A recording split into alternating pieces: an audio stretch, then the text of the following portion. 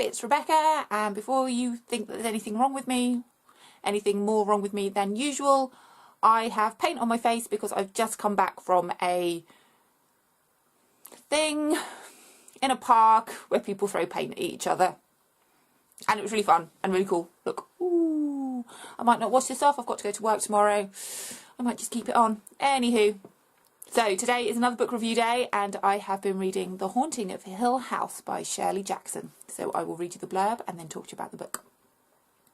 Alone in the world, Eleanor is delighted to take up Dr. Montague's invitation to spend a summer in the mysterious Hill House. Joining them are Theodora, an artistic sensitive, and Luke, heir to the house. But what begins as a light-hearted experiment is swiftly proven to be a trip into their darkest nightmares, and an investigation that one of their number may not survive. Acclaimed as one of the finest ghost stories of the 20th century and filmed twice as The Haunting, this is an unsettling examination of how fear can make us our own worst enemy. So I ordered this from the library and didn't realise or didn't remember that I'd ordered it from the library. So when it arrived, I was a bit like, oh, I don't remember ordering that book. So glad I did though. Oh my goodness, it was really quite frightening. Not frightening as in gory and gruesome, but frightening as in tensions are heightened and strange and peculiar things are going on.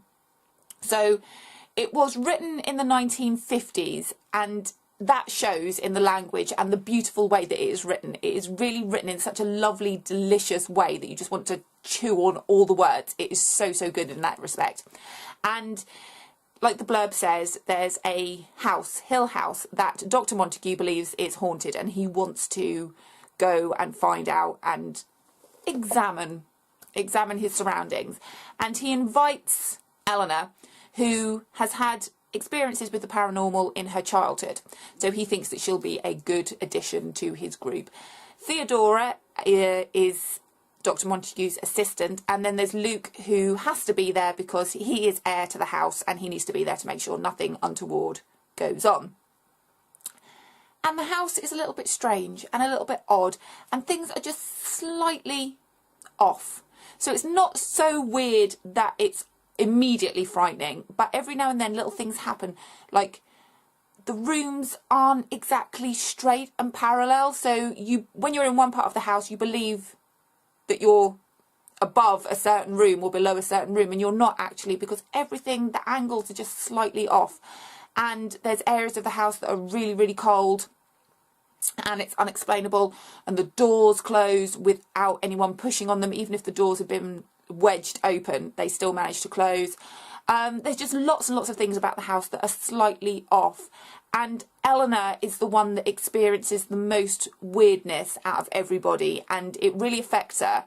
And while you're reading it as though you're there, and that's what I like about a horror story. I watch a lot of really gory, disgusting films that frighten me, but the more sinister things are the things that I like. Slightly more psychological, slightly more twisted, slightly more subtle. I think that's the key here. The subtlety of the whole thing is what makes it so frightening, because it's all unexpected and it's all just unnerving. I think that's the word. It's unnerving because nothing runs smoothly. It runs just at a slight angle. And that's what really kind of gave me the chills with this book. And I read it really quickly. It's not particularly long, but I read it fairly quickly, and it is a really enjoyable book, really easy to read, and I definitely would recommend this for anyone who likes something a little bit weird and frightening. So yeah, I would definitely recommend this. So if you'd like to hear any of my other book reviews, then please subscribe. I put videos out every time I've read a book or done something bookish, and I don't usually have paint all over my face, so you'll see a normal looking ish me. Anyway, so if you like writing, reading, books, anything like that, please subscribe, and I will see you soon. Have a good day.